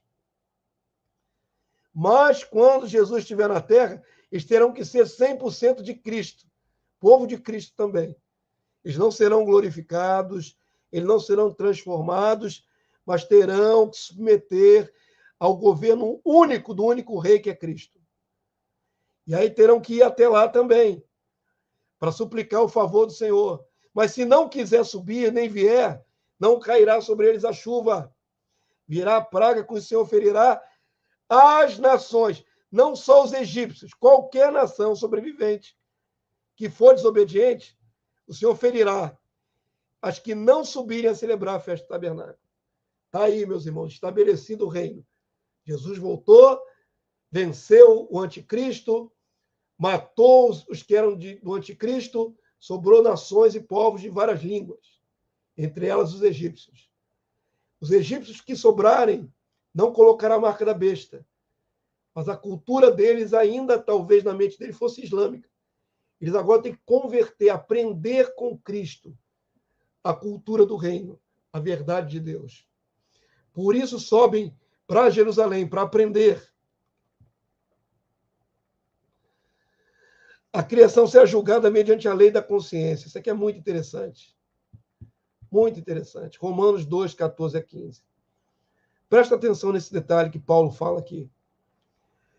Como é que a criação que não crê em Cristo vai ser poupada? Como é que a criação que não lê o Evangelho ou a Bíblia vai ser poupada? Como é que Deus vem fazendo separação desde Adão até hoje? Não podemos começar a julgar a humanidade a partir de Jesus. Tem gente que julga a humanidade a partir de Jesus. Jesus veio, quem não crê em Jesus já vai direto para o fogo. Antes de Jesus tem pelo menos 4.000 anos de história. De Adão até Jesus, 4.000 anos. De Jesus para cá, 2025. Mas os 4.000 anos teve humanidade sobre a Terra. Como é que o Senhor julga esses que não tinham conhecimento de nada, nem do Deus verdadeiro, nem de Cristo? Como é que o Senhor julga os povos que não foram alcançados pelo Evangelho? Como é que o Senhor julga tribos aborígenes, né, indígenas? Nosso país tem esse exemplo, né? Desde que Pedro Álvares Cabral chegou aqui, já vão mais de 5 séculos, já havia povos indígenas aqui, nativos, né? Guaranis, Tupi-Guarani, Tupinambá e outros povos. Muito bem. Como é que o Senhor julga uma tribo isolada do contato com o branco? Digo isso porque nem todos os índios são isolados. Tem muitos índios que já foram assimilados à cultura, não é, do Brasil e está aí. Mas existem na Amazônia povos tão isolados, são primitivos, que nem a FUNAI pode ir lá descer para não contaminá-los com seus vírus, com seus germes. Eles são completamente separados e primitivos. Só vem de longe o helicóptero vindo de cima, não há contato direto. Nessas tribos isoladas, como é que o Senhor julga as almas desses milhares e milhares de índios que nascem, procriam e morrem, vivem e morrem? Qual o critério? Se aceitaram a Jesus ou não, nem lhes foi apresentado Jesus. Se entenderam o que era certo ou não pelas regras da lei do Brasil, nunca lhes chegou a Constituição lá. Aí que está o bacana dessa revelação em Romanos 2. O Senhor colocou em todo ser humano um princípio da natureza do homem, um arbítrio, que é vulgarmente chamado de livre-arbítrio. Livre-arbítrio não é uma palavra bíblica, você não vai achar na sua Bíblia, mas o conceito está lá. Da livre escolha, da livre determinação do homem. O homem escolhe por livre vontade, mesmo sem conhecer as Escrituras, mesmo sem conhecer a Cristo. Romanos capítulo 2, verso 14 e 15 diz o seguinte, Paulo explicando isso. Quando, pois, os gentios, os não eleitos, que não têm lei, eles não conhecem a lei de Moisés, não conhecem a lei, os escritos e os profetas, a Bíblia hebraica, não conhecem os evangelhos, o Apocalipse. Mas quando esses gentios que não têm lei procedem por natureza, veja que está embutido na própria natureza do ser humano, de conformidade com a lei, como é que os povos que não são cristãos sabem o que fazer? Como é que na tribo há uma certa organização, né? Não só hierárquica, mas de ordem? Porque há ordem. Queira saber isso, né? A respeito de regras. Como é que esses povos que não têm constituição e regras e leis do homem branco se organizam? Não é? Sabem aplicar punições, sabem aplicar sanções para aquele índio que cometeram um ato falho, um ato grave, um crime, por exemplo. Um índio matou o outro. Vocês acham que os índios não sabem julgar isso? Sabem. Sabe por que eles sabem julgar? Eles, mesmo sem ter a lei, têm na natureza do ser humano, de todo ser humano, um arbítrio, um árbitro da mente, que diz a ele, isso aqui está certo, isso aqui está errado. Então, quando eles andam por natureza de conformidade com a lei, não tendo lei, servem eles de lei para si mesmos. Eles mostram a norma da lei gravada no seu coração. Olha que maravilhoso. Não conhece a Bíblia, não conhece nada. Por isso que é indesculpável o ser humano, né? A maioria dos seres humanos são indesculpáveis diante de Deus. Tem gente que apela para a ignorância, assim, eu era ignorante. Qual povo da terra não sabe que matar é errado? Qual povo da terra não sabe que pegar a mulher do próximo é errado? É adultério. Precisa de catecismo, precisa de Bíblia para entender isso? Não. Tem na mente, no coração do homem esse discernimento. Todo ser humano, pode ser o povo mais isolado. Eles têm esse discernimento. Eles mostram a norma da lei gravada no seu coração, testemunhando-lhes também a consciência e os seus pensamentos, mutuamente acusando-se ou defendendo. Ou seja, eles têm uma porção da lei de Deus nas suas próprias mentes. Não é a lei escrita, não é a Constituição, mas o entendimento do que é certo e o que é errado. Por isso, quando um índio rouba outro índio dentro da aldeia, tenha certeza que todos os outros índios sabem julgar aquele ato como um ato transgressor, um ato falho, e vai haver punição para isso. Amém?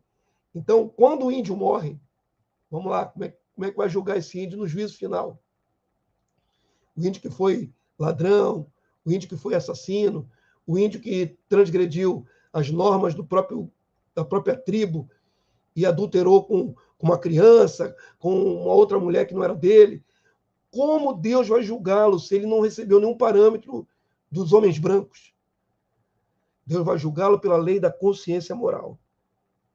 Ele sabia o que estava fazendo quando cometeu o crime, quando cometeu o ato. E mesmo sem a Bíblia, ele será julgado por essa consciência moral. É isso que é maravilhoso na revelação. Todo homem fica indesculpável, né? Será julgado pelo sacerdote no juízo final. O livro da vida e o livro das obras serão abertos para o julgamento final. Então, querido, mesmo os índios transgressores comparecerão ressuscitados diante do tribunal para receber sentença. O livro da vida e o livro das obras serão abertos para o julgamento final. Pulamos aqui todo o milênio, né? Outra aula mais adiante vai explicar essa distinção entre o reino milenar e o reino eterno, após o milênio. Aqui nós estamos dando um salto cronológico para depois da vinda de Cristo e os 1000 anos do reinado de Cristo sobre a terra. Passamos aqui a libertação de Satanás no final e já chegamos no juízo do trono branco, quando se abrem esses livros.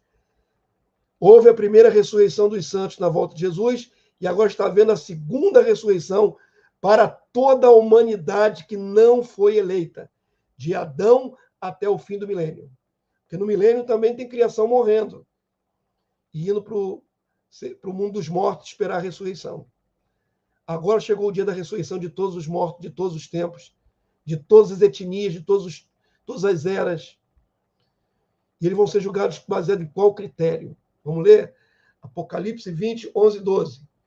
Vi um grande trono branco, e aquele que nele se assenta, de cuja presença fugiram a terra e o céu, e não se achou lugar para eles. Vi também os mortos, os grandes e pequenos, postos em pé diante do trono. Então se abriram livros. Ainda outro livro, o livro da vida, foi aberto.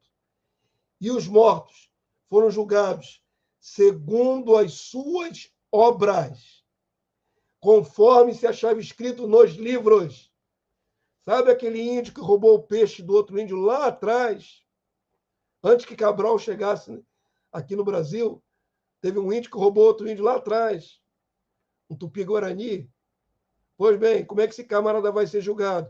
Ele vai ressuscitar no dia do juízo final, e o que ele fez vai estar registrado no livro das obras dos homens.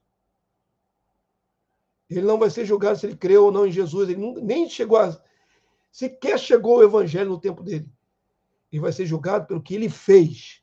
E todo o registro das obras humanas estão diante do Senhor no dia do julgamento final, do juízo final.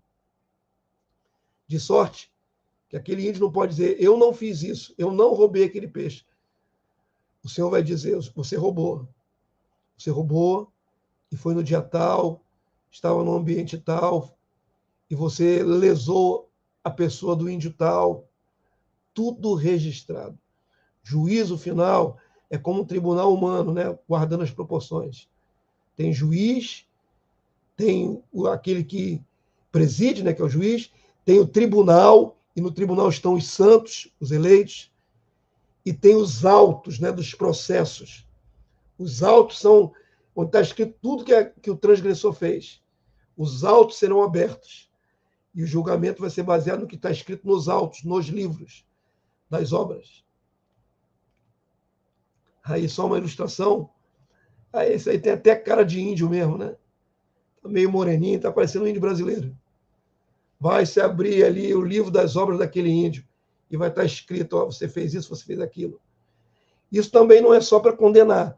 Até para a absolvição da criação vai ser consultado o que ela fez em vida. Vamos avançar aqui mais um. Cada um receberá um critério diferente de julgamento pelas obras realizadas na terra. Agora vamos aprofundar um pouquinho mais o nosso entendimento. Eu falei de um índio, hipotético aqui na minha ilustração, que nasceu antes de 1500. Mas em todas as épocas, em todas as eras, não só a era cristã, nesses 6.000 anos, Deus usou critérios diferenciados para julgar essa humanidade. Não é um único critério, não é engessado. Ou aceitou a Deus, ou aceitou a Cristo e acabou. Não é assim que funciona. Até porque a revelação de Deus para os homens foi gradativa. A revelação de Deus para os homens foi aos poucos. Deus se revelou primeiro, né, aos patriarcas, depois foi se revelando através da lei, depois foi se revelando aos poucos através dos profetas. Deus se revelou através de seu filho Jesus, já depois de 4.000 anos de história. Não foi tudo de uma vez. Então, Deus tem que levar em consideração o que cada geração teve de revelação sua, além do livre-arbítrio. Porque isso vai influir também no julgamento. Vamos ler aqui um texto que vai deixar isso mais claro. Lucas 7, 47 a 48. A palavra do Senhor diz assim: aquele servo, porém, que conheceu a vontade do seu Senhor e não se aprontou, nem fez segundo a sua vontade, será punido com muitos açoites. Aquele, porém, que não soube a sua vontade do seu Senhor, fez coisas dignas de reprovação, levará poucos açoites. Mas àquele a quem muito foi dado, muito lhe será exigido. E aquele a quem muito se confia, muito mais lhe pedirão. Essa parábola aqui de Jesus era mais para os eleitos, né? Saberem que a nossa ignorância no conhecimento de Jesus não nos isenta de punições. Se transgredirmos, teremos que ser punidos. Não é? Mas o que Jesus quer salientar aqui é que há um princípio. A quem mais é dado, mais é cobrado. A quem menos é dado, menos é cobrado. E para ilustrar isso, antes de lermos o outro texto, eu quero fazer uma ilustraçãozinha rápida aqui para você entender. Por exemplo, seu filho está agora, né, cursando ali, hoje, na minha época, chamava segundo grau, né? Nível secundário. Ele está ali aprendendo equações de segundo grau. Era assim que chamava, né? Equação matemática de segundo grau. Aí o professor de matemática resolve que vai passar uma prova para eles com uma equação de terceiro grau, ou de faculdade para eles. Ele pode fazer isso? Ele não pode fazer isso. Por quê? A matéria que ele ensinou foi a equação do segundo grau. Como é que ele pode cobrar uma coisa que não ensinou? Seria até um crime, né? Poderiam processá-lo, porque ele não ensinou e cobrou. Essa ilustração é só para fazer um parâmetro com Deus. Deus só cobra do homem aquilo que ele dá. É na dimensão daquilo que o Senhor dá ao homem, nesta gama de dimensão ele vai cobrar. Quem recebeu menos do Senhor é cobrado com menor rigor. Quem recebeu mais do Senhor é cobrado com maior rigor. Então, em épocas distintas na história humana, houve avivamentos, houve momentos em manifestação maior de Deus. Em algumas épocas distintas, houve só trevas. Quase não houve manifestação do Senhor. Então, isso faz diferença. No dia do julgamento, Lucas 20, verso 13. Deu o mar os mortos que nele estavam. Aqui não é Lucas, não. Aqui é Apocalipse 20. Está escrito Lucas aqui, está errado na apostila. Apocalipse 20, 13. Deu o mar os mortos que nele estavam. A morte e o além, o mundo dos mortos, aqui no grego, né? Hades, entregaram os mortos que nele havia e foram julgados um por um, segundo as suas obras. Mas o critério de julgamento é diferenciado dependendo da época e da luz que o próprio Deus deu àquela geração. Lucas 10, 13 a 14. Ai de ti, Corazim, ai de ti, Betsaida, porque se em Tiro e em Sidom se tivessem operado os milagres que em vós se fizeram, há muito que elas se teriam arrependido, assentado em pano de saco e cinza. Contudo, no juízo, no julgamento, juízo final, haverá menos rigor para Tiro e Sidom do que para vós outras, no caso aqui, Corazim e Betsaida. Perceba como o critério depende de quanto aquele grupo de pessoas foi exposto à luz de Deus. No caso de Corazim e Betsaida, o Senhor Jesus estava presencial na terra, manifestando o evangelho, manifestando milagres. Eles foram muito mais expostos ao melhor de Deus do que os outros povoados de Israel. Ou fora de Israel. Tiro e Sidom é fora de Israel. Perceba aqui que Jesus quer ensinar aqui. Quem mais recebe do Senhor será cobrado com rigor maior. É a mesma palavra que está em Mateus 11, 23, 24. Tu, Cafarnaum, a cidade de Cafarnaum, elevar-te-ás porventura até o céu, descerás até o inferno. Inferno aqui não é Hades, não. Aqui não é Gêena, não. Aqui é Hades. É o mundo dos mortos. Descerás até o mundo dos mortos. Porque se em Sodoma, se tivesse operado os milagres que em ti se fizeram, teria ela permanecido até o dia de hoje. Presta atenção, vou ler de novo. O que Jesus está sugerindo aqui para o nosso entendimento? Tá? Jesus está colocando num prato da balança os habitantes de Cafarnaum, a cidade de Cafarnaum, que estavam vivos, e pondo no outro prato do outro lado da balança, Sodoma, a cidade de Sodoma, que você lê a destruição dela lá em Gênesis. E nós sabemos pelo contexto que haviam pessoas perversas demais ali. De Sodoma vem o termo sodomita, que é homossexual, não é? E aqueles homens de Sodoma tentaram possuir os anjos que foram libertar Ló e sua casa. Tentaram possuir sexualmente. E Deus trouxe destruição. Então presta bastante atenção. Quando pensamos em Sodoma, a primeira coisa que vem na mente é destruição, condenação. Quando pensamos em Sodoma, pensamos em os homens mais perversos, pervertidos. Mas Jesus faz uma analogia interessante aqui, um contraponto interessante. Se é uma possibilidade, né? Tivesse sido feito milagres em Sodoma, teriam eles permanecido até o dia de hoje. O que Jesus quer dizer com isso? Sodoma foi destruída? Foi pelo próprio Deus. Veio fogo do céu e destruiu. Mas o próprio Deus não enviou ninguém lá para pregar a Sodoma. Nós vamos fazer mais adiante a comparação com Nínive, quando Jonas relutante, profeta relutante, foi lá e pregou e Deus poupou Nínive.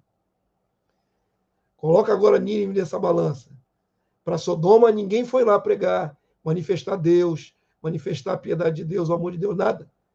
Eles ficaram em densas trevas, ignorância, entregue a toda sorte de treva. Deus terá que julgá-los de maneira diferenciada do que, por exemplo, Cafarnaum, do que, por exemplo, Corazim, Betsaida. porque esses tiveram muito maior chance de arrependimento, vendo a luz do Senhor, vendo manifestações do Senhor. Então, presta atenção, queridos. Não é que Jesus esteja descondenando, né? Esse termo agora está usado aqui no Brasil, descondenado. Temos um descondenado no governo, né? Jesus não está descondenando os de Sodoma. Sodoma e Gomorra, né? Ele cita Sodoma e Gomorra. Jesus está dizendo que não houve para Sodoma nenhuma possibilidade de luz para que amenizasse as trevas. Então, o critério do julgamento é diferente. E para todos aqueles que tiveram mais luz, o critério vai ser mais elevado. E vai ser mais elevado, e cada vez mais elevado. Atos 17, 30 diz assim: ora, não levou Deus em conta os tempos da ignorância.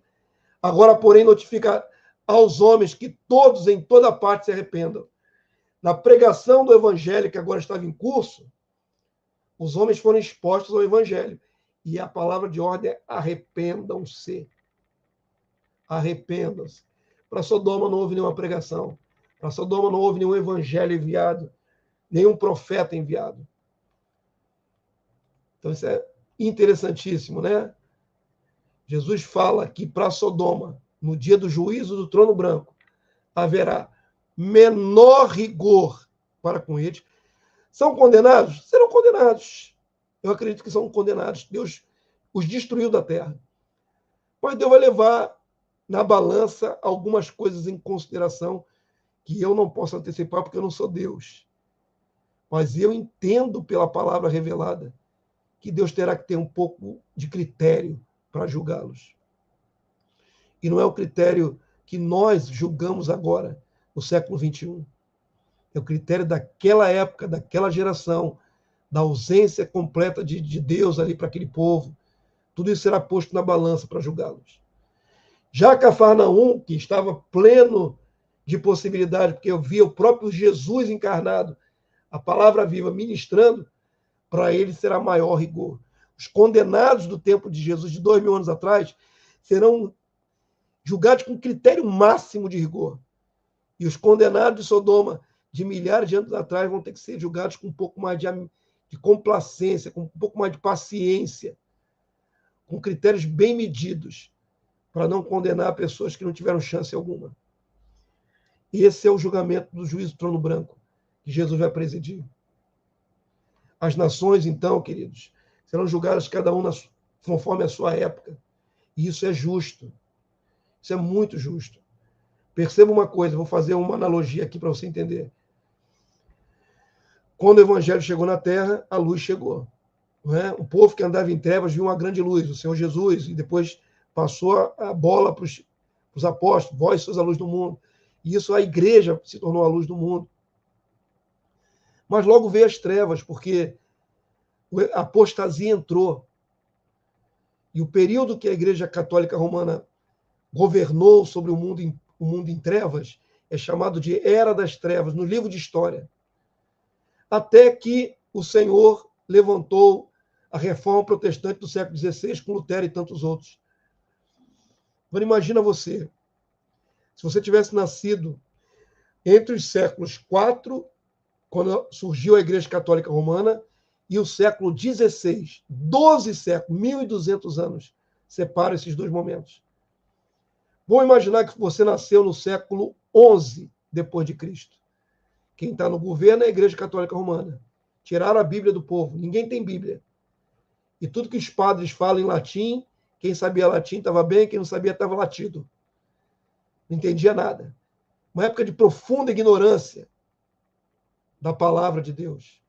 Se você tivesse nascido no século XI, quando a igreja dizia: você tem que aceitar Maria como sua medianeira, senão você não é salvo. Ensinavam mentiras até. Como é que você vai ser julgado se não havia plenitude de evangelho? Deus não tem que ter um pouco mais de paciência com quem nasceu no século XI, XII, XIII, quem nasceu no século V, VI. A paciência, a tolerância de Deus tem que ser maior, porque não havia manifestação da justiça do evangelho para os homens. E aonde o evangelho não chega, onde o evangelho não... Perdão, está entrando aqui uma coisa no meu computador. Onde o evangelho não chega, onde a luz do evangelho não chega, o único critério que Deus pode usar é o critério da consciência moral, de Romanos 2. Não tem critério de julgamento senão esse.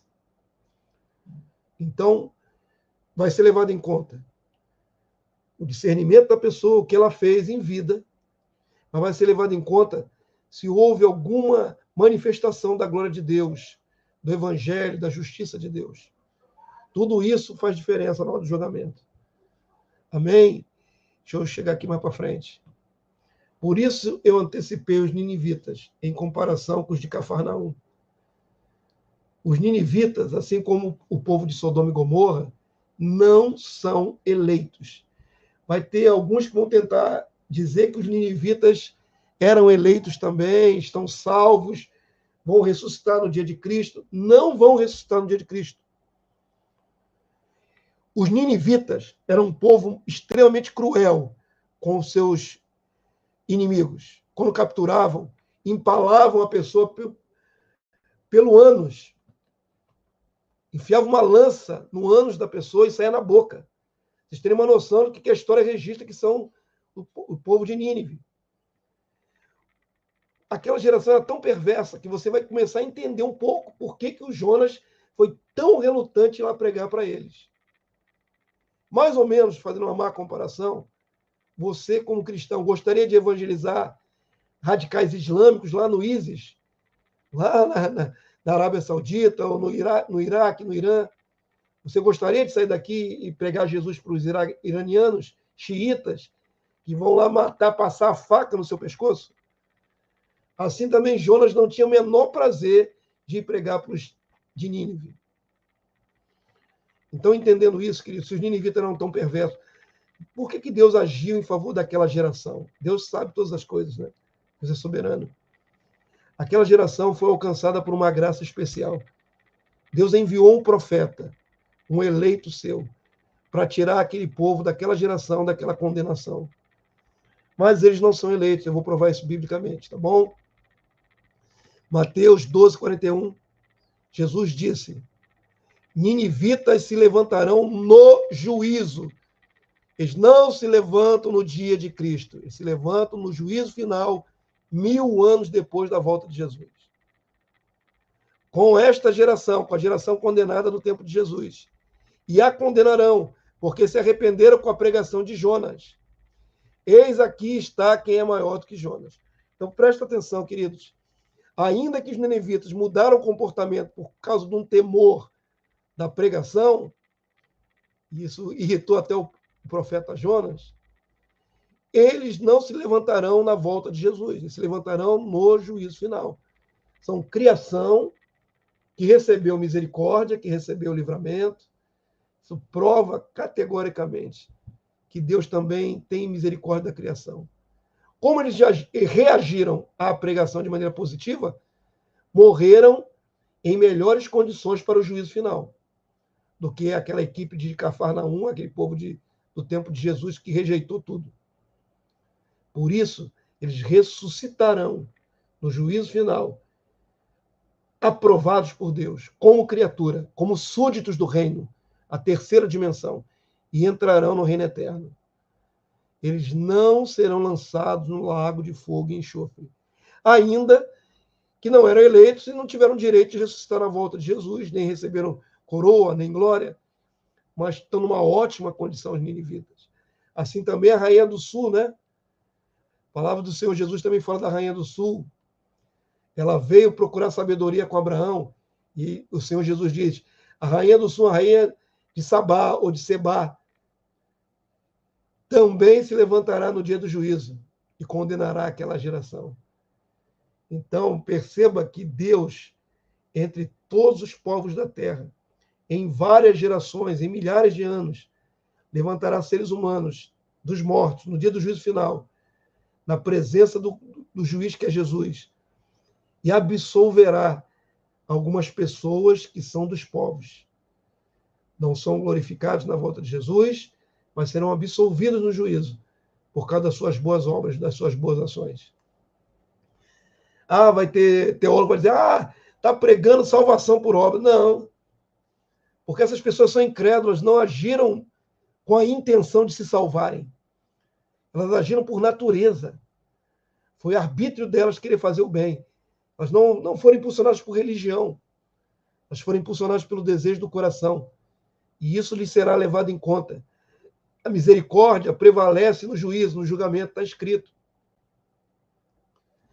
Então é muito importante a gente enxergar isso, irmãos, que haverá não só os filhos de Deus glorificados, mas haverá também povos, não é, na volta de Jesus, que serão sobreviventes, entrarão no milênio, e depois do milênio, depois do juízo final, os ressuscitados de todas as épocas, que forem absolvidos, continuarão constituindo as nações, os povos, que vão adentrar pela eternidade afora. Uma multidão de pessoas na terra será dominada pelos filhos de Deus. Vamos ler aqui Deuteronômio 15, 6. A promessa a Israel, né, que também nos atinge.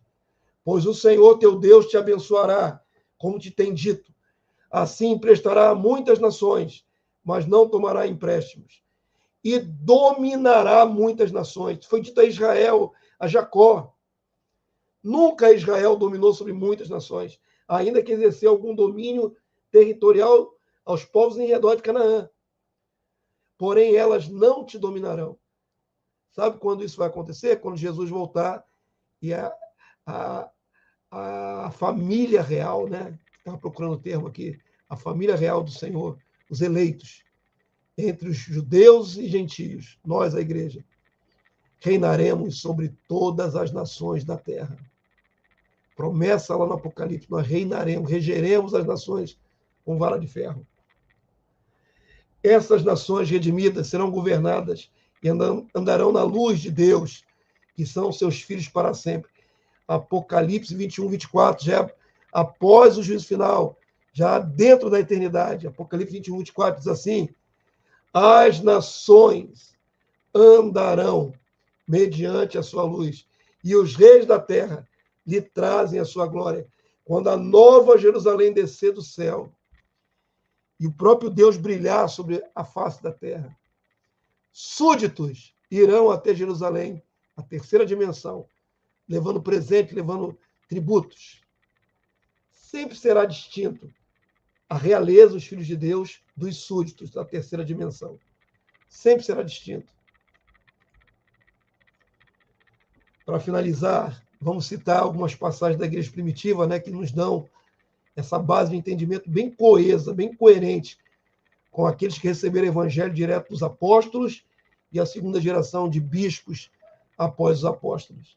Irineu de Leão escreveu no livro Contra as Heresias, no livro 5, ali pelo volta do ano 130 depois de Cristo.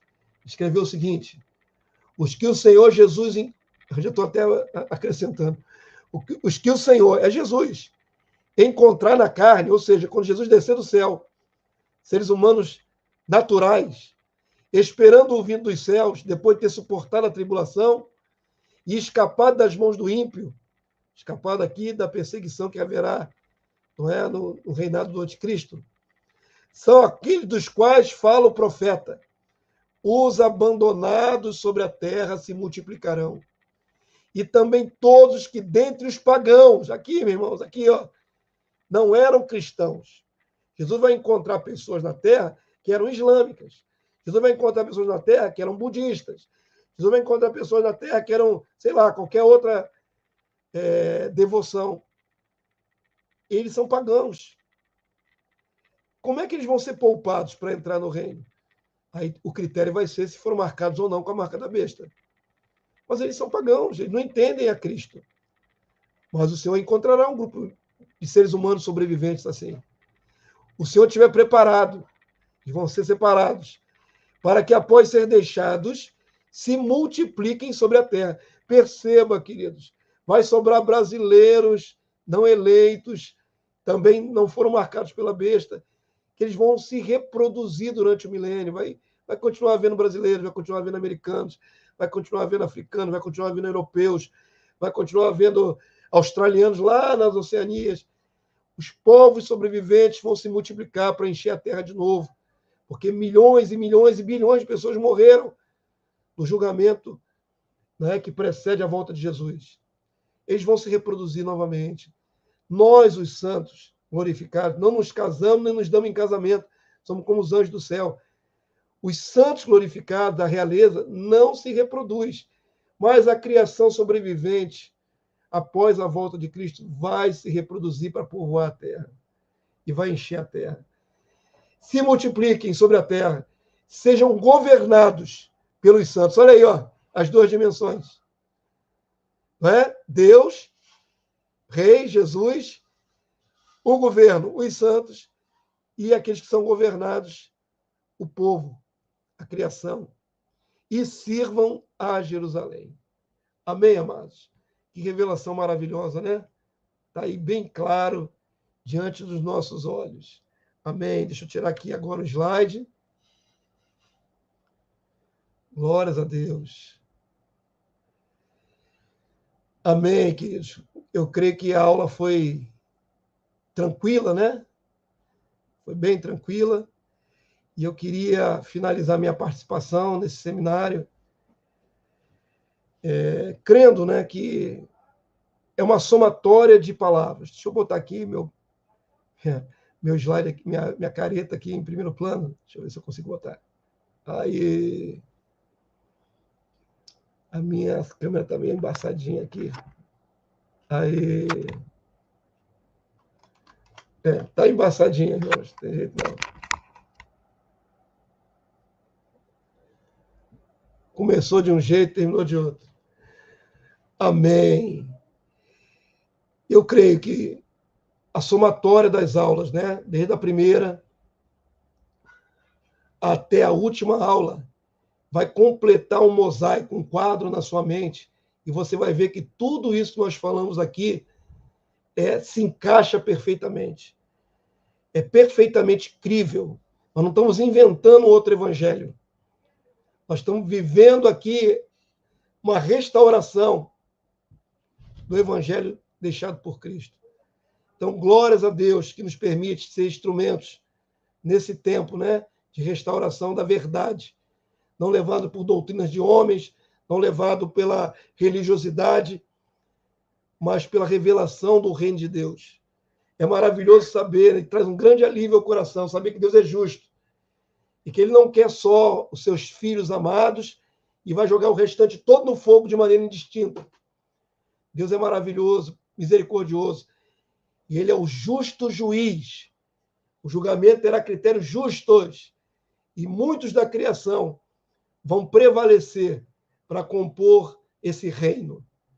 Com o Pai, com o Filho, com os filhos glorificados e com os súditos desse reino, numa terra renovada, maravilhosa, tremenda. Eu termino a minha participação aqui orando com vocês mais uma vez. Comecei orando, vou terminar orando, para que a próxima ministração, a que vem na sequência, você possa participar também. Amém? Que Deus abençoe seu coração. Eu sou o pastor Damar, estou encerrando a minha participação, mas virão outros homens de Deus, outras mulheres, para complementar o nosso entendimento. Que a graça do Senhor seja sobre todos. Pai, louvado seja o teu nome por essa oportunidade de lermos a tua palavra e interpretá-la à luz da revelação do Evangelho do Reino. Muito obrigado, Senhor. Eu quero clamar aqui pelo teu Santo Espírito, como foi clamado no início. O Senhor ilumine cada coração e mente dos meus irmãos que participaram, daqueles que vão ouvir depois na gravação. Todos sejam iluminados e a tua verdade prevaleça em cada coração. Muito obrigado por essa hora de compartilhar, Senhor, essa nossa esperança viva do teu reino. Nós cremos que Jesus descerá do céu e, ao descer do céu, seremos glorificados se perseverarmos. E eu clamo em nome de Jesus que esse dia se abrevie, se aproxime cada vez mais, Senhor. Crendo que tu vais cumprir a tua palavra cabalmente e nenhuma fase vai ser, Senhor Deus, deixada de lado. Tudo vai acontecer conforme o teu plano. Mas muito obrigado por nos abrir o entendimento para vermos que o teu plano é lindo, que é maravilhoso, que é puro, que ele é equilibrado, não é injusto o teu plano, e contempla muitas pessoas das nações, não somente os teus filhos, mas até as criaturas serão contempladas pela tua misericórdia, pelo teu amor. Muito obrigado, meu Deus. Eu me despeço agora na tua presença e abençoo os meus irmãos que estão aqui participando dessa aula, que todos sejam abençoados e que possam ainda nesta noite falarem contigo, meu Deus, elevarem suas vozes antes de dormir, em gratidão pelo dia vivido até aqui. Até aqui nos ajudou o Senhor.